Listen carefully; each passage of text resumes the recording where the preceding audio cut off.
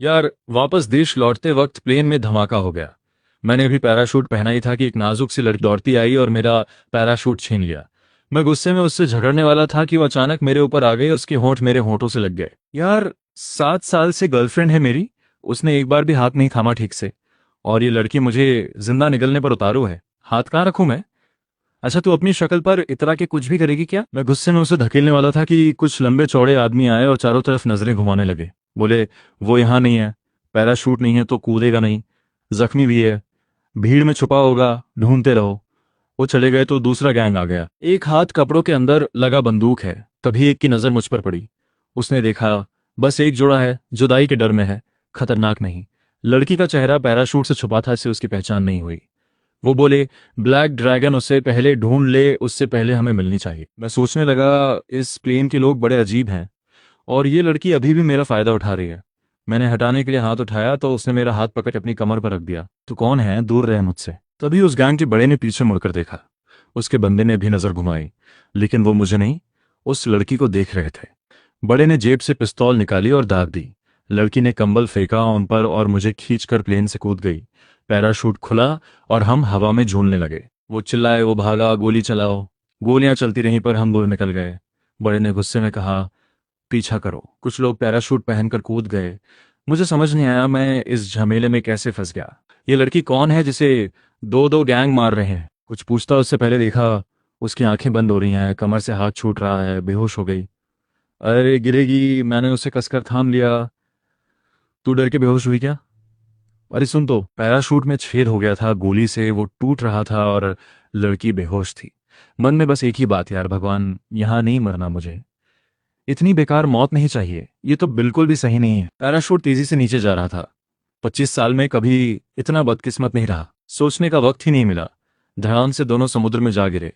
पानी का बड़ा छींटा उड़ा, मेरे मुंह में पानी घुस गया। किसी तरह ऊपर आया हंसते हुए। शुक्र है तैरना आता है, वरना आज तो गए थे।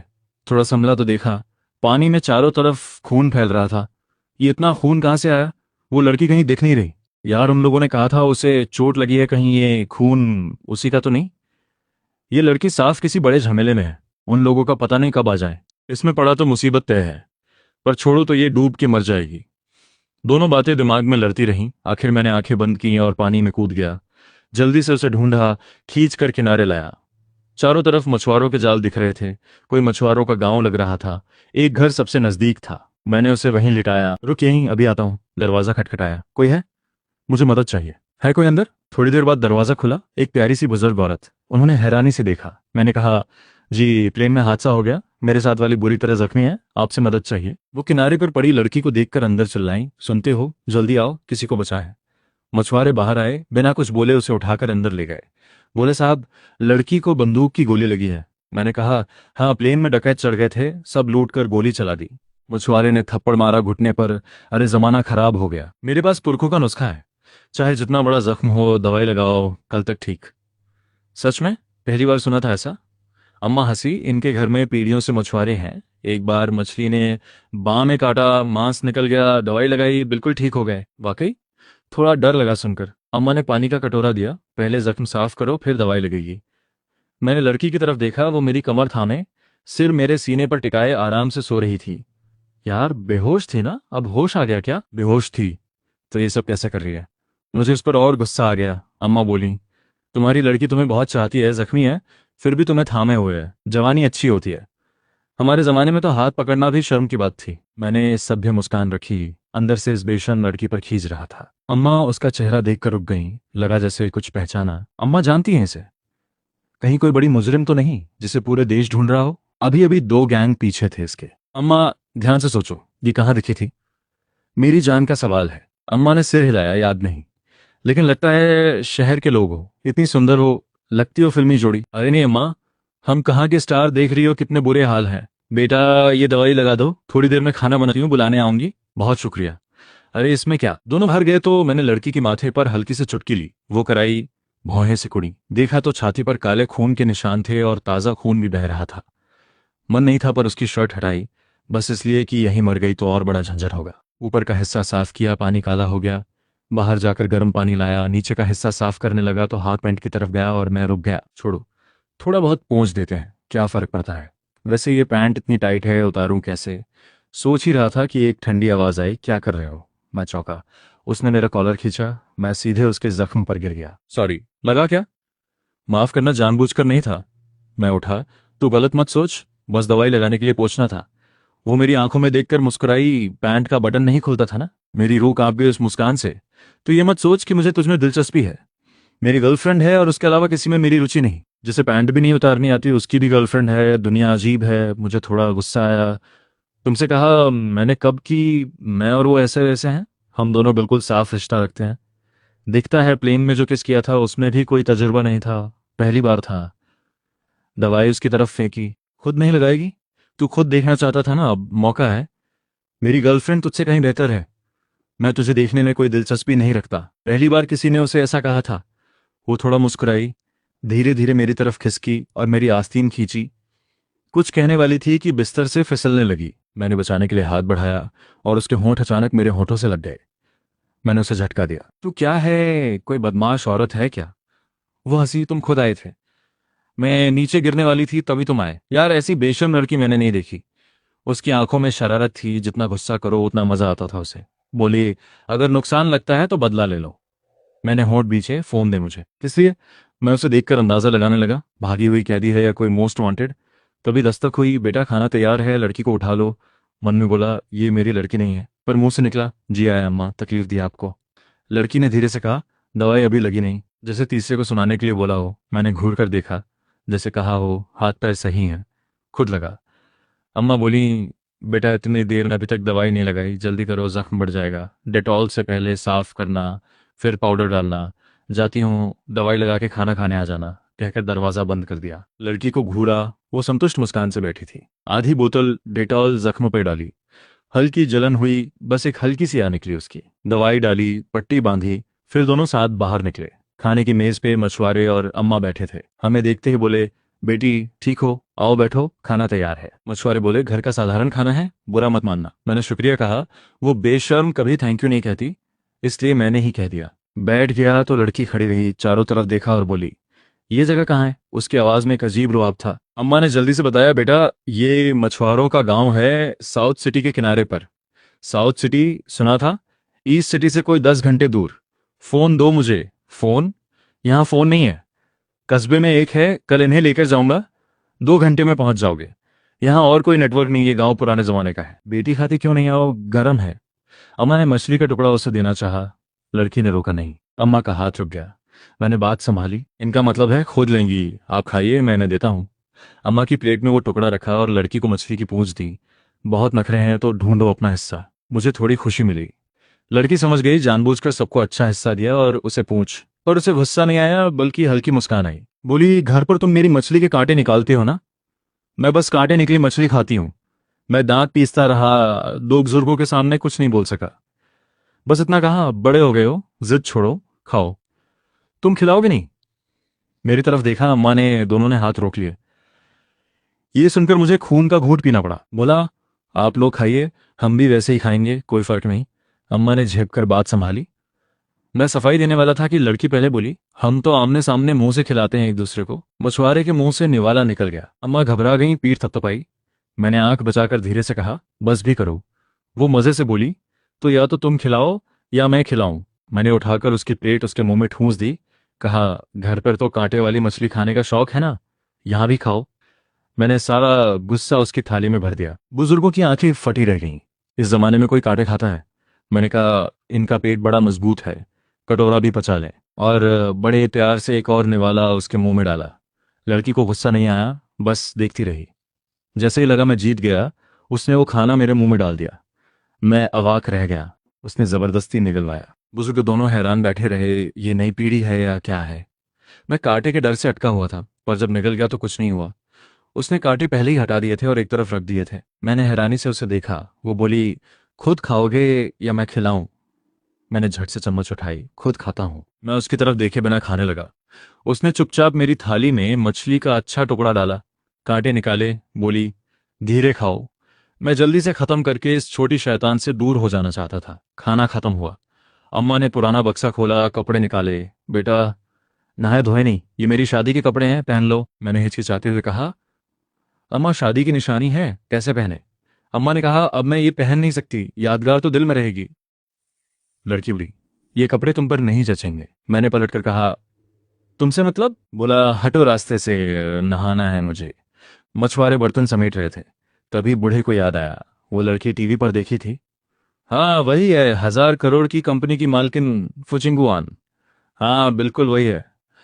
अम्मा ने हंसते हुए कहा तुम टीवी ज्यादा देखते हो, इतनी बड़ी कंपनी वाली यहाँ कैसे आएगी? बूढ़े ने कहा प्लेन में आई थी ना, टीवी में दिखाते हैं ऐसे लोगों को। दोनों की बातें एक खिड़की से बाहर तक आई। नहाते वक्त मैं सोचने लगा फुचिंगवान, कहीं सुना है ये नाम? शैम्पू लेने हाथ बढ़ाया, कुछ हिलता महसूस हुआ। दिल एकदम से धड़का, ऊपर देखा तो डर के मारे मुंह से निकल गया, आवाज कांप रही थी। फुचिंगवान ने सुना और दौड़ कर आई। अम्मा बाबा कुछ समझ नहीं पाए थे, वो बाथरूम का दरवाजा खोलकर अंदर आ गई। बाल्टी एक तरफ पड़ी थी, मैं कोने खड़ा था, कपड़े ठीक नहीं थे, थोड़ा बुरा हाल था। उसने आकर कंधे पर कपड़ा डाला, आवाज शांत थी पर फिक्र थी। क्या हुआ? उसने बाथरूम में नजर घुमाई, कोई नहीं था। मैं तार की तरह तना हुआ था, उसके कंधे पकड़े, उंगलियां भिंची थीं। बहुत धीमे बोला कुछ है? वो नरमी से बोली क्या दिखा? मैं एकदम सीधा खड़ा था, थोड़ा पीछे हटा, आवाज भारी थी। कॉकरोच? वो एक पल चौंकी, फिर हल्की हंसी आई, नरमी से बोली कॉकरोच से डरते हो? यहां से चलते हैं। मैं तुरंत बोला हाँ अभी। कॉकरोच उड़ा और खिड़की पर बैठ गया। मेरा चेहरा पीला पड़ गया, घबराहट में पीछे हटने लगा। उसका कंधा कस के पकड़ा। फुचिंगुआन ने हल्की आ भरी, कहे जख्म पर खिंचाव लगा। घबराओ मत, घबराने से वो और आएगा। मैं एकदम जम गया, माथे पर पसीना था। धीरे से बोला यहाँ से ले चलो। उसने बाथरूम का जायजा लिया। अम्मा बाहर से पूछने लगी। उसने दरवाजा आड़ में रखा, आवाज दी सब ठीक है। थोड़ा डर गए बस। फिर मेरा हाथ थामा और जल्दी से बाहर निकाला, कमरे में ले जाकर बिठाया। उसने मेरी हालत देखी, अब भी शरीर हल्का कांप रहा था। दिमाग में वो उड़ने वाला भरा हुआ था। मैं बैठा भी नहीं था, खड़ा भी नहीं। हाथ बिस्तर पर टिकाए थे, पीठ अकड़ी थी, जबरदस्ती शांत होने की कोशिश कर रहा था। फुचिंगहुआन देखती रही, कुछ हलचल हुई दिल में। जो डरा हुआ है पर दिखाना नहीं चाहता, ये अजीब सा अच्छा लगा उसे। बोली आज रात तुम बिस्तर पर सो। वो जाने लगी। मैंने कहा रुको। मैं दीवार पर रेंगती चीज को घूरे जा रहा था। नजर हटाना मुमकिन नहीं था। इस कमरे में मकड़ी कीड़े सब थे। तो शायद मर्द नहीं है। मैंने सिर हिलाया। कहना चाहता था बचपन में कुछ नहीं डराता था, पर उड़ने वाले कॉकरोच ने एक बार डरा दिया था। तब से सब कीड़ों से डर लगता है। तुम पहले कपड़े पहन लो। उसकी बात सुनकर खुद को देखा, बस तौलिया था बदन पर। शर्म से अब मरने की इच्छा हुई।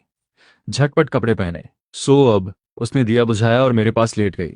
मैं समझा यहां सोएगी और कहाँ? दो अजनबी एक कमरे में, अगर किसी को पता चला तो तेरी इज्जत। उसने बात काटी। फिक्र मत करो, मुझे तुम में कोई दिलचस्पी नहीं, वैसे भी जख्मी हूं, कुछ होगा नहीं। सोचा तो सही लगा और फिर भी सतर्क रहा। वो बोली कोई कॉकरोच आया तो मैं हटा दूंगी, तुम्हारी तरह नहीं डरती। ये बात जच गई। दिन भर की थकान थी, धीरे धीरे नींद आ गई। अगले दिन सुबह तेज हवा चल रही थी, कागज की खिड़की खड़खड़ा रही थी। हवा तेज थी या घर कमजोर, छत के कुछ कपड़े उड़ गए और गिरने लगे। एक बड़ा चमकदार प्लेन आ रहा था, जैसे जैसे करीब आया कपड़े और गिरते गए। आखिर आधी छत लगभग उड़ गई। घर का सामने हिल गया, खिड़की हिल गई। अम्मा बाबा जाल समेट रहे थे, डर के कोने में सिकुड़ गए। प्लेन रुकना चाह रहा था पर जगह कम थी। कई चक्कर लगाए और आखिर पास की रेत पर उतरा। आसपास के मछुआरे दौड़कर देखने आए। इस गांव में पहले कभी ऐसा नहीं हुआ था। मैं शोर से उठा, देखा तो फुचिंगुआन को बाहों में भींच रखा था। मैं झट से उठ बैठा। अच्छा हुआ, दोनों के कपड़े ठीक थे। फुचिंगुआन ने नाराजी से देखा। बोली रात भर इधर उधर पकड़ते रहे, नींद नहीं आई। क्या पकड़ लिया उसे? तभी याद आया, रात सपने में कुछ नरम नरम था, सोचा बिल्ली होगी। लेकिन वो तो ये थी, तो जगाया क्यों नहीं? मुझे डर था कि जगाऊं तो तुम होश में आ जाओ, फिर सिर्फ गले लगाने पर नहीं रुकते। ये औरत बोलती भी कितनी बेशर्मी से है। तभी बाहर शोर हुआ। फुचिंगुआन बोली मेरे लोग आ गए, चलो। अभी? मैंने मुंह भी नहीं धोया। वो बोली चलो मैं कहीं और ले चलती हूँ, या उस कमरे में जाएं जहां कॉकरोच था। कॉकरोच सुनते ही मैंने झट से मना कर दिया। मन नहीं था साथ जाने का, पर कोई चारा नहीं था। बाहर काफी लोग जमा थे। दूर एक शानदार प्राइवेट जेट खड़ा था, उस पर खास लोगो था। मैंने बचपन से बड़े बड़े प्लेन देखे थे, पर यह 10 अरब डॉलर का था, सबसे ऊपर। अंदर living room, office, entertainment, bedroom, सब कुछ था। एक औरत प्लेन से उतरी, देखने लगा रेहजादी है। वो मेरी तरफ चली। मैंने सोचा क्या ये मुझसे मिलने आई है, पर मुझे यहाँ जानता कौन है। मैं उलझन में था, अगर दिल की बात करे तो क्या कहूंगा। पहले से गर्लफ्रेंड है मेरी। मैं सोच ही रहा था कि वो मेरे पास से गुजरी और सीधे फुचिंगवान के पास गई। बोली मैडम माफ करें, देर हो गई। दोनों गैंग के अलावा एक और अनजान गुट था, उन्होंने प्लेन का पंख उड़ाया था। उनका निशाना एक मर था, पर काफी लोग मारे गए, अभी ज्यादा पता नहीं चला। उसने मेरी तरफ एक नजर डाली। सोचा ये कौन है जो मैडम के इतने पास खड़ा है। हमारी मैडम मर्दों से दूर रहती हैं, पर इससे कोई नाराजगी नहीं दिखती। फुचिंगुआन ने कुछ सोचा, फिर बोली, इस घर की मरम्मत करवाओ। प्लेन उतारते वक्त छत उड़ गई। वो झुककर बोली, गलती हुई। फुचिंगुआन ने अम्मा से पूछा, बगीचा लगाना आता है? अम्मा हैरान थी, जवाब नहीं दे पाई। उसकी वाली ने थोड़ा सख्त होकर कहा, मैडम पूछ रही हैं। अम्मा बोली, हाँ। फुचिंगुआन ने कहा, तो एक बगीचा भी दिलवाओ। सबने मेरी तरफ देखा। मुझे समझ आया, कल मजाक में जो कहा था वो सच कर रही है। मैं कुछ बोल नहीं पाया। रहने का हर्जाना भी दूंगी, पूरा नया घर, और मेडिकल के लिए 1 लाख का चेक। उसकी वाली लिखने लगी, फिर रुकी। बोली, मैडम यहाँ आसपास कोई बैंक नहीं है, चेक का क्या करेंगे, नकद दो। फुचिंगुआन ने फैसला किया। एक बक्सा आया, अम्मा के सामने रखा गया। ये मैडम की तरफ से है। अम्मा ने कांपते हाथों से बक्सा खोला। अंदर करारे नोटों की गड्डियां थीं। इतने पैसे देखकर अम्मा बेहोश हो गई। मछुआरे ने थामा, फिर खुद झांक कर देखा। वो भी लड़खड़ा गए। ऐसे पैसे उन्होंने जिंदगी में नहीं देखे थे। चलो मेरे साथ। फुचिंगुआन आगे बढ़ी। मैं पीछे हो लिया। प्लेन के अंदर 8 सोफे थे, जगह जगह स्क्रीन लगी थी। वो बोली, इन्हें नहाने ले जाओ। वो खुद अंदर चली गई। मेरे लिए दूसरा बाथरूम था। उसकी वाली बोली, आइए साहब। मैं पूछना चाहता था कि फुचिंगुआन है कौन, पर सोचा फायदा नहीं। प्लेन उतरा और बात खत्म। ये नहाने का सामान है, ये कपड़े, बाथरूम वो रहा। कपड़ों के साथ अंडरवेयर भी था। घिन आई। वो बोली, मैडम ने कल रात मैसेज में बताया था, साइज भी आपका ही है। मेरे कान लाल हो गए। कब भेजा मैसेज? रात 11 बजे। याद आया, तब मैं सो चुका था। उसने चुपके से मेरा फोन लिया और मैसेज किया, और शायद बाकी चीजें देखी। शर्म और गुस्सा एक साथ उछला। धड़ाम से बाथरूम का दरवाजा बंद किया।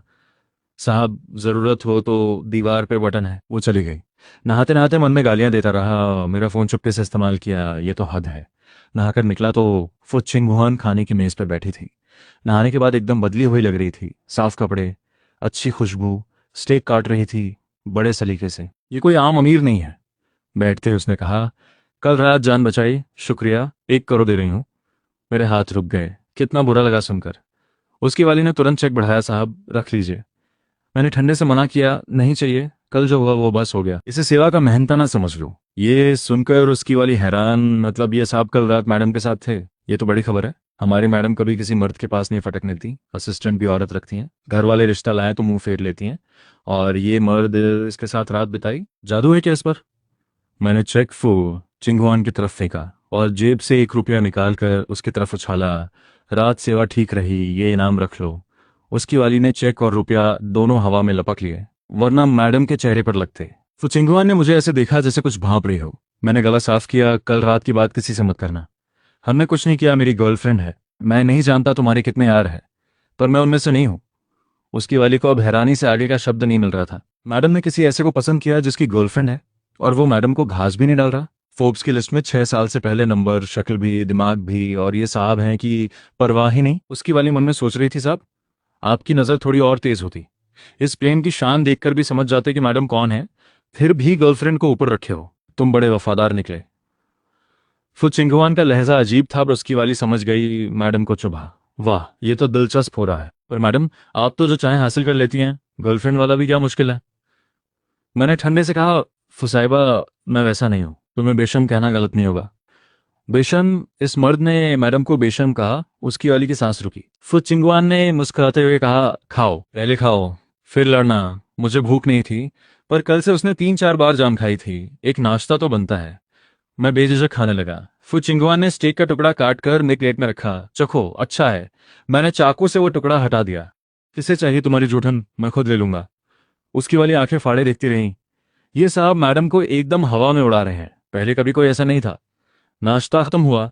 प्लेन ईस्ट सिटी के एयरपोर्ट पर उतर चुका था। मैंने कहा, शुक्रिया फुसाइबा, अब दोबारा मिलना ना हो तो अच्छा। मैं उतरा, टैक्सी ली और चल दिया। चिंगुआन उसे जाते देखती रही, कुछ सोच रही थी। उसकी वाली ने धीरे से पूछा, मैडम घर चलें? उसे लगा मैडम उदास हैं।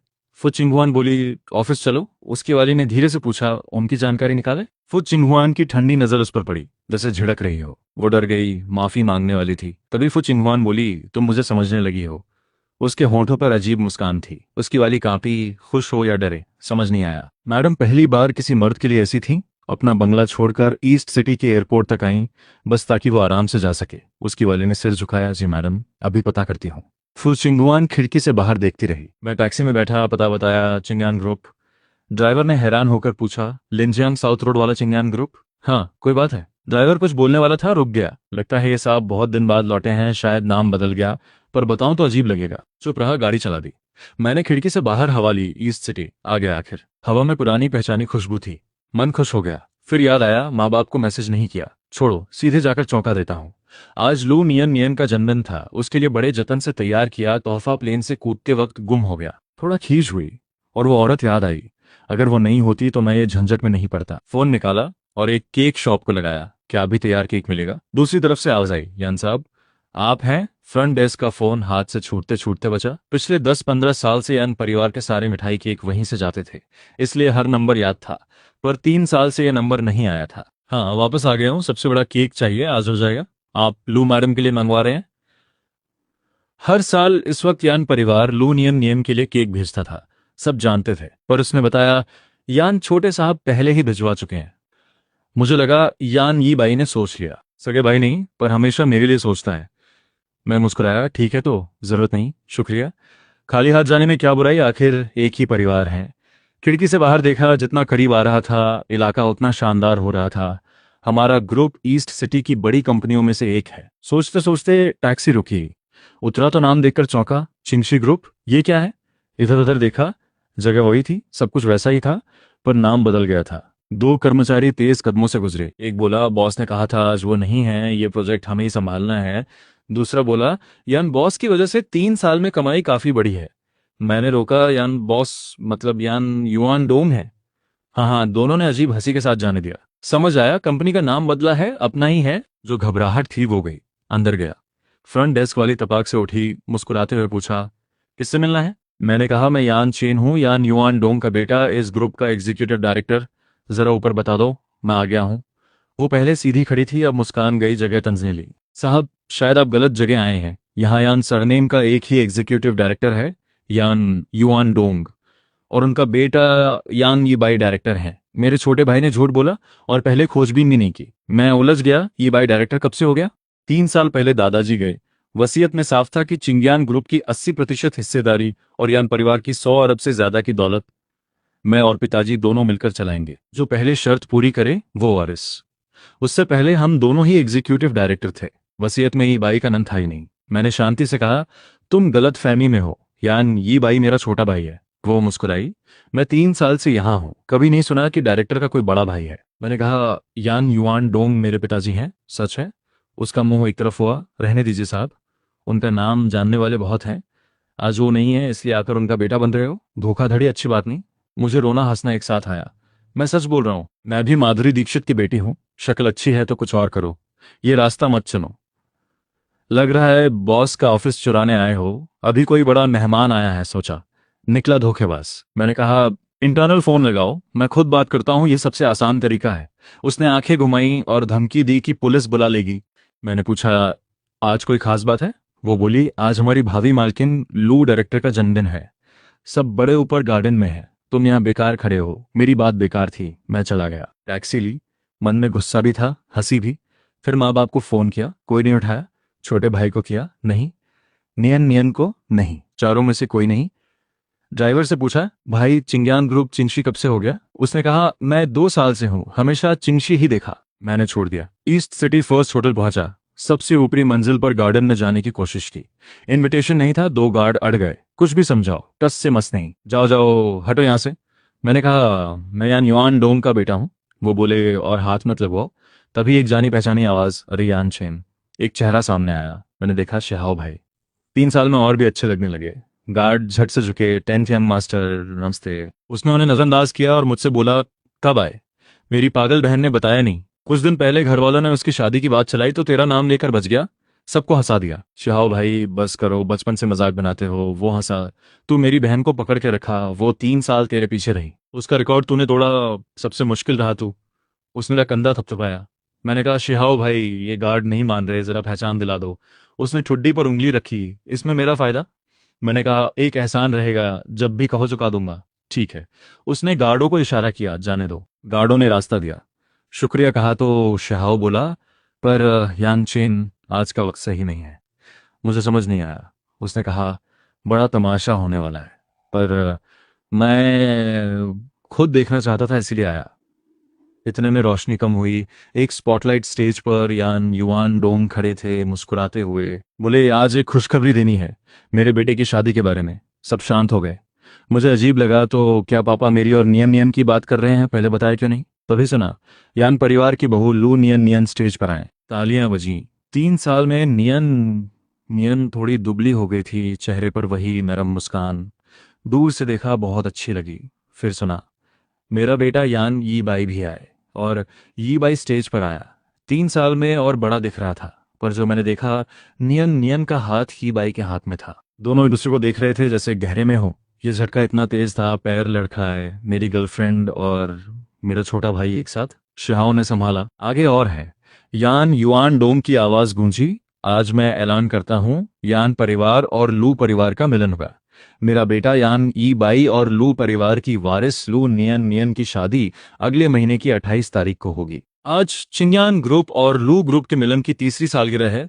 नियन नियन का जन्मदिन भी है, और ये सगाई की रात भी। सगाई, ये शब्द सिर पर हथौड़े जैसा लगा। दिमाग झनझना गया। दर्द कुछ और ही था। 8 साल की मेरी गर्लफ्रेंड मेरे छोटे भाई से सगाई, ये कैसे हो सकता है? फिर सुना, एक दुखद बात भी कहनी है। मेरा बड़ा बेटा यान चेन कल जिस प्लेन में था, वो हादसे में गया। आज से मेरा बस एक ही बेटा है, ई बाई। चूंकि यान चेन नहीं रहा, विरासत का हक नहीं बचा। कंपनी आगे ई बाई और नियन नियन संभालेंगे। पूरे हॉल में सन्नाटा। फिर धीरे धीरे दोनों को देखने लगे। यान युआन डोंग ने गिलास उठाया। सबने उठाया। मेरा दिल जैसे कट रहा था।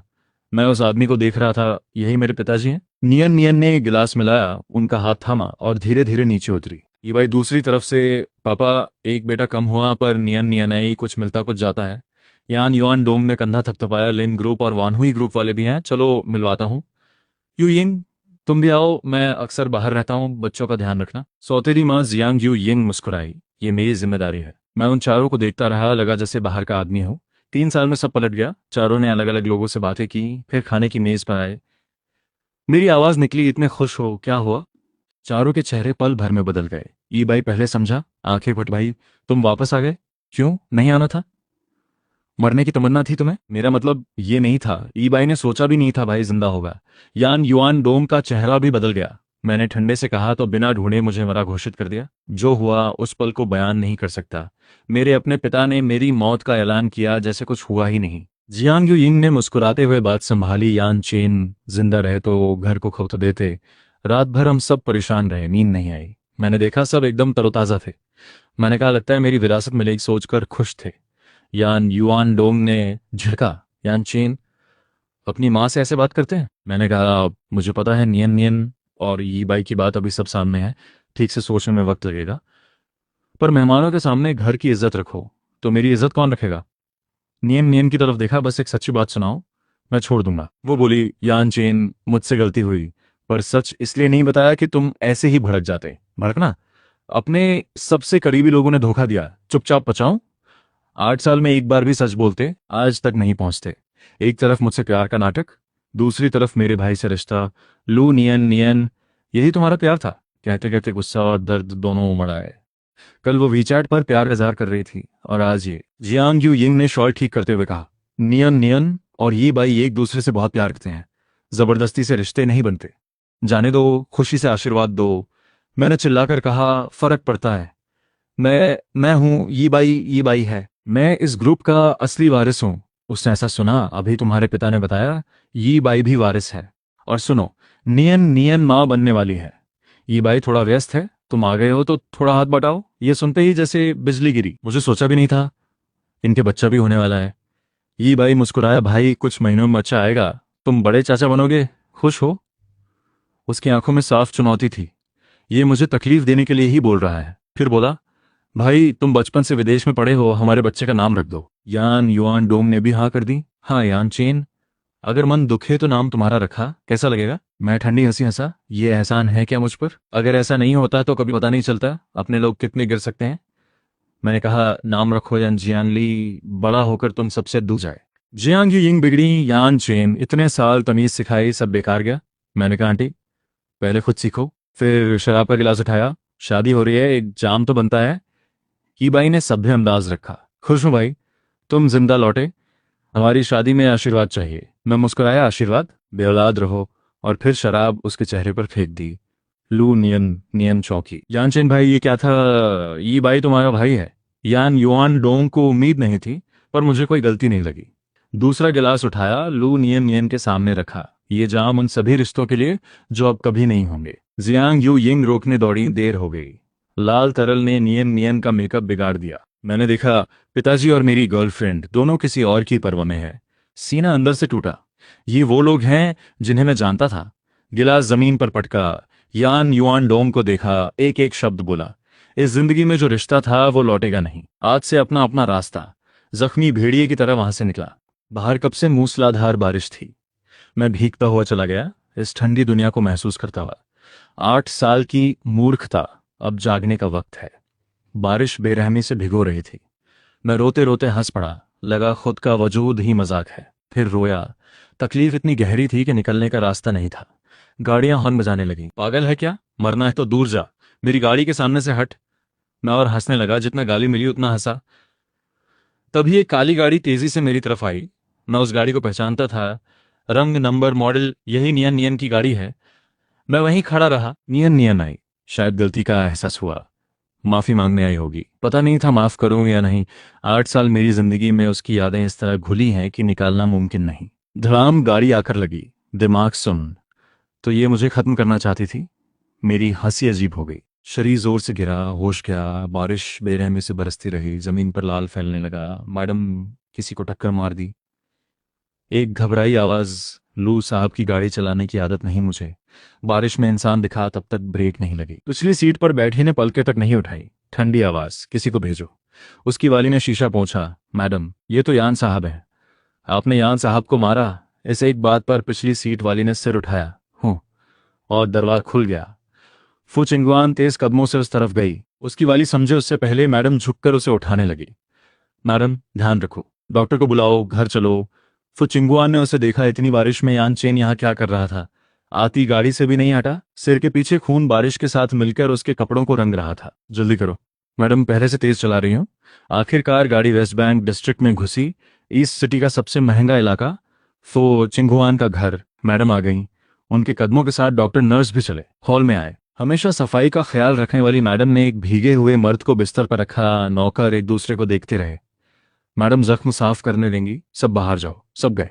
एक नौकर पानी का टब लाया। कमरा खाली होते ही उसने खुद मेरी भीगी शर्ट उतारी। गरम तौलिए से पोंछने लगी। अंदर आओ। आवाज सुनकर बाहर वाले अंदर आए। देखा तो फुचिंगुआन खुद मुझे पोंछ रही है। जल्दी जख्म बांधो। उसकी वाली मन में हैरान, मैडम खुद ये कर रही हैं? ये काम नर्स को देती हैं मुझे। मैडम इतना क्यों कर रही हैं? रुको मत जाओ। मैंने अचानक डॉक्टर का कपड़ा पकड़ा। दर्द में बड़बड़ाया। डॉक्टर झटका खाया। दवाई लगाने का हाथ भारी हो गया। दर्द से सांस खिंची। हटो।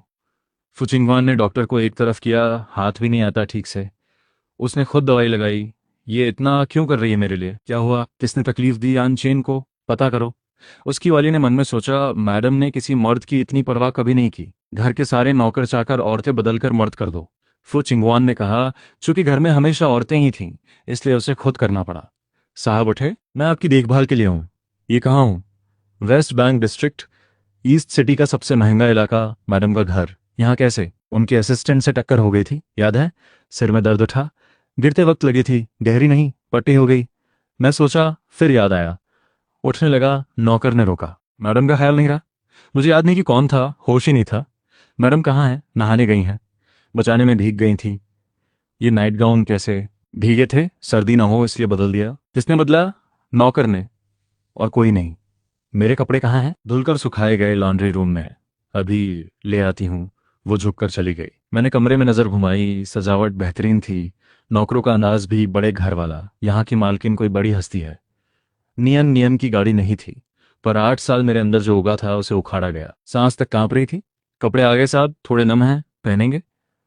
मैंने इशारा किया। जाओ, मैं खुद कर लूंगा। तौलिया हटाने लगा, तभी दरवाजा खुला। एक मीठी आवाज, सुना उठ गए हो। एक पतली सी छाया अंदर आई। तुम यहाँ कैसे? उसने होठों पर हल्की मुस्कान रखी। ये मेरा क्या? मैं एक पल रुका। बाहर जाओ। वो हल्की हंसी। इतनी हिम्मत से निकालते हो? कुछ देखा भी नहीं तो हड़बड़ाहट कैसी? कुछ नहीं देखा मतलब? तुम्हारे माँ बाप ने दस्तक देना नहीं सिखाया? अपने कमरे में दस्तक कैसी? मैं और हैरान। ये तुम्हारा कमरा है? तुम्हारे कपड़े सूखे नहीं? सर्दी बढ़ाना हो तो ऐसे ही रहो, वरना बदल लो। कपड़े दिए तो और नाराज हुए। जमाना अजीब है। मैं थोड़ा संभला। सर्दी लग रही है, चक्कर भी, तो तुमने बचाया। थोड़ा ख्याल आया, शायद लहजा ठीक नहीं था। शुक्रिया, अब देर हो रही है, चलता हूँ। कहाँ जाओगे इस वक्त? मुझे सब पता चल गया, क्या हुआ अच्छी तरह जानती हूँ। होटल में रहूंगा, इतनी रात को यहाँ से अकेले जाओगे, लोग कहेंगे मैंने निकाला, मेरा नाम खराब होगा। मन में आया, दो गैंग पीछे पड़े थे, नाम की क्या फिक्र, पर लगा वो ठीक करना चाहती है। तुमने जान बचाई, उसका हक अदा करना है। जब तक कहीं और ठिकाना ना हो, यहाँ रहो। फिर बोली, चिंता मत करो, दुबले पतले में कोई दिलचस्पी नहीं मुझे। दुबले पतले? मेरे को दुबले पतले बोला? सिर का दर्द थोड़ा कम लगा। आराम करो, खाना देखने जाती हूँ। मैंने नए कपड़े देखे, साइज और स्टाइल क्या खास मेरे लिए। फिर मैंने सिर झटका नहीं, इस घर में मर्द आते होंगे इसीलिए सब साइज रखती होगी। नहाने गया, आईने में देखा, चेहरा पीला। ऐसे मुझे कौन पसंद करेगा? नियन नियन का मन बदला तो कोई हैरानी नहीं। नियन नियन याद आई, सीने में तेज दर्द। 8 साल का रिश्ता अचानक खत्म, जिस छाती में छुरा घुपा हो। कुछ देर बाद चिंगुआन ने दस्तक दी। खाना तैयार है? यान चेन सोया तो नहीं? दरवाजा खोला, बाथरूम में रोशनी थी, भाप बाहर आ रही थी। वो जाने वाली थी, तभी अंदर से अलार्म बजा। फु चिंगवान समझी कुछ गड़बड़ है, दरवाजा खींचा, अंदर से बंद। यान चेन, सुन रहे हो? दरवाजा खोलो। भाप में मैं जमीन पर था। फु चिंगवान ने उठाया। यान चेन, उठो, डॉक्टर डॉक्टर। मैडम बुलाया? पट्टी फिर से बांधनी होगी। जी जी। बेवकूफ आदमी, नहाते वक्त बेहोश हो गया। मैडम, जख्म में इन्फेक्शन से बुखार है, बुखार उतारना जरूरी है, कुछ भी करो। ठीक है। कुछ देर बाद मेरी आंखें खुली, घुटन हो रही थी। जागे? कोई तकलीफ है? मैंने हाँ में भी सिर हिलाया और ना में भी। नियम। मैंने धुंधले चेहरे को देखने की कोशिश की, उठने की कोशिश की। सिर अभी दर्द है? मैंने हाँ में हिलाया, फिर सामने धुंधली शक्ल देखकर रुका। क्या हुआ? बहुत तकलीफ है, डॉक्टर को बुला दूं? तुम ऐसे कैसे कर सकती हो? किसी से भी प्यार करती? मेरे भाई के साथ क्यों? बच्चा भी हो गया। फुचिंगुआन की भौहें सिकुड़ी। यानचेन ने उसे लू नियन नियन समझ लिया। बस एक लड़की की बात है, दुनिया में कमी नहीं। मेरी नियन नियन अलग थी। अभी तकलीफ है, डॉक्टर को भेजो। कोई फायदा नहीं, यहाँ यहाँ दर्द है।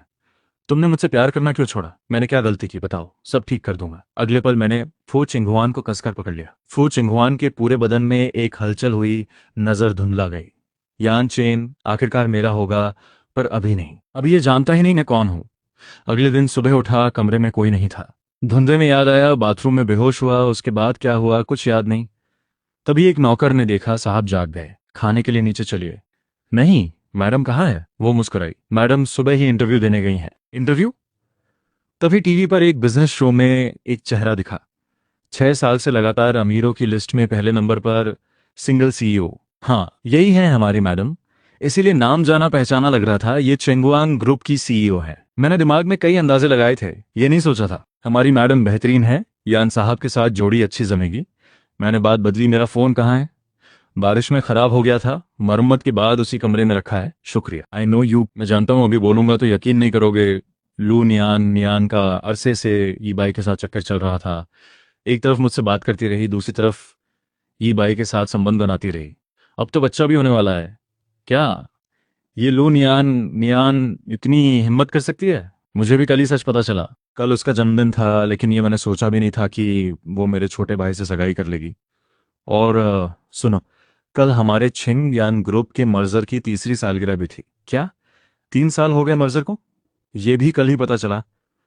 बेवकूफ लग रहा हूं ना खुद को? यहां तक कि मेरी विरासत भी अब खतरे में है। ये भाई अब ग्रुप का चेयरमैन है और आंटी भी चेयरमैन बन गई। क्या मामला है? दादाजी की वसीयत में तो उनका कोई हिस्सा नहीं था। हाँ, उनकी चाल साफ दिखती है। पहले ग्रुप के अंदर घुसकर लोगों से जान पहचान बनाई, फिर इंतजार किया कि पापा विरासत मिलने के बाद हिस्सा बांटे। कहना होगा उनका दांव बहुत सोचा समझा था। ये तो हद हो गई। रुको, मैं यांग यांग अभी वापस आता हूँ और तुम्हारी तरफ से हिसाब चुकाता हूँ। अरे नहीं नहीं बड़े साहब, आप आए तो और गड़बड़ हो जाएगी। मैंने आपको इसलिए फोन किया ताकि पूछ सकूं। आप करें क्या? और क्या, पहले विरासत वापस लो, बाकी बाद में। मैं रुका। तुम्हें पता है ना कि विरासत के लिए 2 शर्तें पूरी करनी होंगी। जो पहले पूरी करेगा उसी को मिलेगी। कौन सी शर्तें? पहली, दोनों में से कोई एक छिंग यान ग्रुप के नए QV13 परफ्यूम की खुशबू को पहचाने। QV13 क्या है? वो परफ्यूम जो दादाजी ने जाने से पहले आखिरी बार बनाया था। अभी तक बनाया नहीं। 3 साल पहले पापा ने मुझे परफ्यूम सीखने के लिए विदेश भेजा था। पापा जैसा चालाक इंसान भला विरासत तुम्हें देने देगा?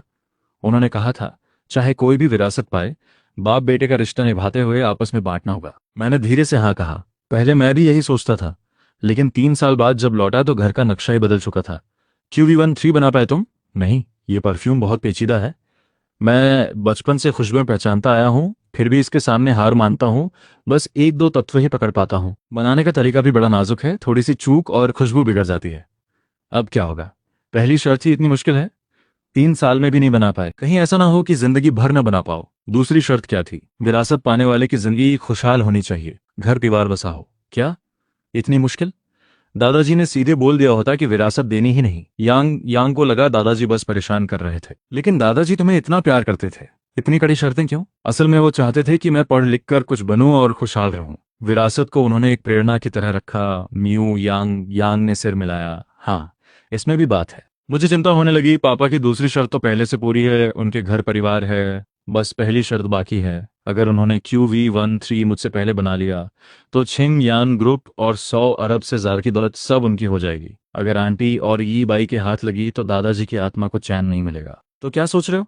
मैं इन 3 सालों में ग्रुप पापा ही चलाते रहे। कोई नहीं जानता कि मैं और पापा दोनों ग्रुप के एक्टिंग प्रेसिडेंट हैं। मुझे डर है कि सब उन्हें ही असली बॉस मान बैठे होंगे। आंटी ने शायद ग्रुप के अंदर अपने लोग भी बिठा दिए होंगे ताकि मैं वापस आऊं तो कुर्सी पर बैठने से पहले ही हटा दिया जाऊं। विरासत तो बेशक वापस लेनी होगी। जैसा तुमने कहा, छिंग याम ग्रुप दादाजी की जिंदगी भर की मेहनत है। किसी गैर के हाथ जाए तो दादाजी को चैन नहीं। बिल्कुल सही। जो मेरा है वो यूं ही कैसे छोड़ दूं? पहले सोचता था पापा को सब दे दूंगा, लेकिन अब सब बदल गया। वो पहले जैसे पापा नहीं रहे, या शायद वो कभी अच्छे इंसान थे ही, बस मुझे दिखा नहीं। इतने अरसे बाद घर लौटा हूँ, किसी को कमजोर नहीं दिखूंगा। यान साहब जा रहे हैं क्या? मैन साहब ने कहा है जब तक ठीक ना हो कहीं नहीं जाना। बस थोड़ी हवा लेने जा रहा हूँ। वैसे भी वो मेरी आज़ादी पर हुक्म चला सकती हैं क्या? अगर आप चले गए तो मैन साहब को क्या जवाब देंगे हम? पहले उन्हें फ़ोन करके बताता हूँ, वरना वो हमें डांटेंगी। आप उनकी बात इस तरह करते हैं जैसे वो बहुत खतरनाक हो। क्या सच में इतनी डरावनी है? नौकर ने हिचकिचाते हुए धीरे से सिर हिलाया। हेलो, कौन है? मैन साहब, मैं हूँ झेन झेन। तुम कैसे? लगता है मेरी छाप अच्छी पड़ी। देश लौट आई और बताया भी नहीं, एयरपोर्ट पे लेने भी नहीं आऊं। बस एक काम करो, मुझसे दूर रहो जितना हो सके। जरूर हाओ भाई ने मेरे लौटने की खबर दे दी होगी, वरना इतनी जल्दी कहाँ पता चलता। फोन काटते ही एक स्पोर्ट्स कार सामने आकर रुकी। आज चेंग भाई, बहुत दिन बाद। आज चेंग, तुम थके हुए लग रहे हो। कुछ बुरा हुआ क्या? तुम्हें क्या मतलब? मैं दूसरी राह पर चल दिया, उसे नजरअंदाज किया। उसे कैसे पता चला मैं यहाँ हूँ? शायद उसी फोन से पता चला। डिंग वही। इस लड़की ने स्कूल के दिनों से मुझे चिपकू की तरह चिपटा रखा है। कितनी भी कोशिश की, पीछा नहीं छूटा। 3 साल की चैन के बाद वापसी पर फिर वही सिरदर्द। ये लड़की एक तरफ मेरे पीछे पड़ी है, दूसरी तरफ दूसरे मर्दों को भी नहीं नकारती। ऐसी लड़की पर भरोसा कहाँ? चेंग भाई, कहाँ जा रहे हो? साथ चलो। काश ये मेरा होता। भाई तुम कहाँ जा रहे हो? मैं छोड़ दूं? मैंने उसे गौर से देखा। वही पुराने इरादे, वही बेलगाम जबान, वही अजीब सा अंदाज। शीजियाओ जी, इतने साल हो गए, कोई और मिला नहीं क्या?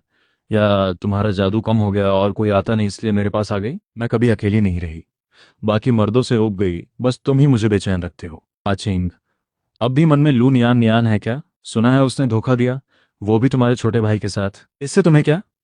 मुझे बहुत मतलब है, तुम्हारी बात मेरी बात है। ऊपर बैठो, मैं बदला दिलाती हूँ। हटो रास्ते से। मैंने पहली बार सुना कि किसी को मेरा रास्ते में होना बुरा लगा। यान चेंग, जानते हो इस सड़क पर मेरा होना इस सड़क की किस्मत है। शी जिनजेन, थोड़ी तो इज्जत करो खुद की। ये सवाल ही बेकार है। तुम्हारे पीछे पड़ी तब से इज्जत छोड़ी। चेंग भाई, तुम हमेशा से अलग रहे, जो कोई नहीं कहता वो तुम कह देते हो, यही तो अच्छा लगता है। मैंने एक टैक्सी रोकी। भाई छिंग यान विला चलना है यार, बढ़िया स्पोर्ट्स कार शो टैक्सी में क्यों? शी झेन झेन समझ नहीं पाई। कहाँ जी जान बैठ, पापा तो रहे दूर, शी झेन झेन को भी झेलना होगा। अच्छा, तुम्हारे टेस्ट क्या कहा?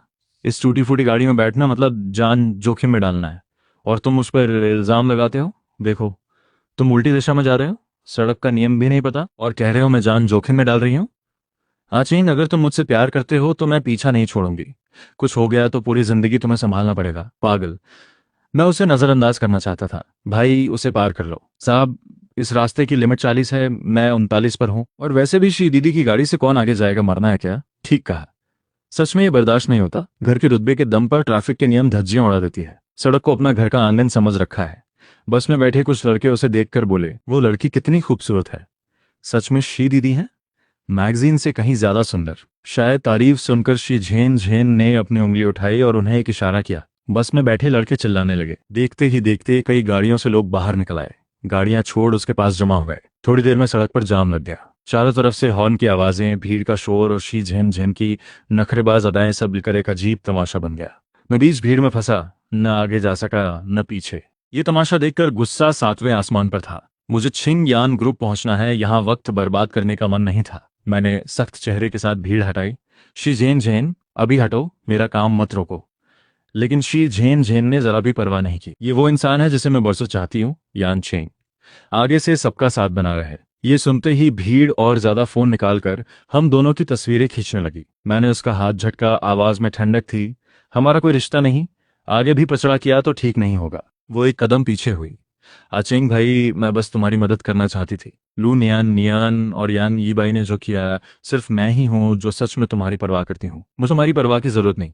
मुझे छिंग यान विला जाना था, वसीयत लानी थी। यान युआन डोंग के झमेले में फंसने का वक्त नहीं था। तभी तेज रोशनी भीड़ को चीरते हुए आई और एक गाड़ी मेरे सामने आकर रुकी। आसपास का शोर अचानक थोड़ा थम गया। खिड़की नीचे हुई। बस 2 शब्द, बैठ जाओ। आवाज सपाट थी, लेकिन इनकार की गुंजाइश नहीं थी। मैंने बिना सोचे दरवाजा खोला और बैठ गया। दरवाजा बंद होते ही बाहर का शोर पूरी तरह कट गया। गाड़ी के अंदर सुकून था। हल्की ठंडी खुशबू ने मन की बेचैनी कुछ कम की। शी झेन झेन दौड़कर खिड़की के पास आई। तुम कौन हो? आचेंग भाई को कहाँ ले जा रहे हो? मैं शे परिवार की बड़ी बेटी हूँ। किसी को भी मुझसे आचेंग को छीनने का हक नहीं। गाड़ी चल पड़ी। शी झेन झेन की आवाजें और भीड़ का शोर पीछे छूट गया। मैं सीट पर टिक गया, कंधों का तनाव ढीला पड़ा। माथे पर हाथ रखा, थोड़ा सुकून मिला। गेंग जी, मुझे छिंग यान मिला जाना है। दादाजी की वसीयत वही है। वसीयत मिलने पर ही मैं छिंग यान ग्रुप वापस लेने का दावा कर सकता हूँ और यान युआन डोंग की असलियत सबके सामने ला सकता हूँ। मैं साथ चलूंगा। विला की सुरक्षा, यान युआन डोंग का हालिया शेड्यूल, घर में कौन कौन है, सब कुछ श्याओ श्याओ से पता करा लिया है। तुमने मेरी जान बचाई थी। फू चिंग हुआन कभी किसी का एहसान नहीं थी। तुम्हारा मामला हो और मैं चुप बैठूं, ये नहीं होगा। तुम्हें जवाब चाहिए, मैं पीठ हूँ। जो तुम्हारा है वो वापस लेना है। चेन गुआंग ग्रुप तुम्हारे साथ है। इन कुछ दिनों में उसने मुझे कार हादसे से बचाया, शियान क्षेत्र में रहने दिया, चुपचाप सारी जानकारी जुटाई, कभी बदले में कुछ नहीं मांगा। और जब मैं अपना समझता था, वो लौटने के पहले दिन ही मेरी मौत का ऐलान कर घर पर काबिज हो गए। एक गर्म लहर दिल में उठी। मैंने उस औरत को देखा जो इस शहर के सबसे ऊपर खड़ी है। सीधी आंखों से कहा, फू चिंग हुआन, शुक्रिया। सब ठीक होने के बाद मैं जरूर चुकाऊंगा। मुझे बदला नहीं चाहिए, बस जीतो। गाड़ी जल्दी ही छिंग यान विला पहुंच गई। ये वही घर जहां पला बढ़ा, लेकिन आज एक ठंडे पिंजरे जैसा लग रहा था। दरवाजे पर तैनात गार्ड ने मुझे देखते ही रंग बदल लिया। यान साहब, बुजुर्ग साहब का हुक्म है, आप अंदर नहीं जा सकते। मैं अपने घर आने के लिए किसी से इजाजत नहीं मांगता।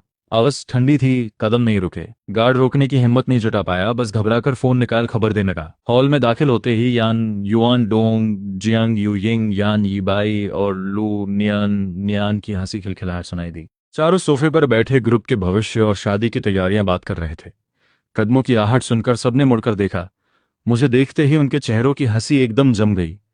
यान चिंग, तुम यहाँ कैसे? बाहर के गार्ड मरे हुए हैं क्या? किसने घुसने दिया? निकालो इसे। यान ईबाई ने पीली पड़ती लू नियान नियान को थामा।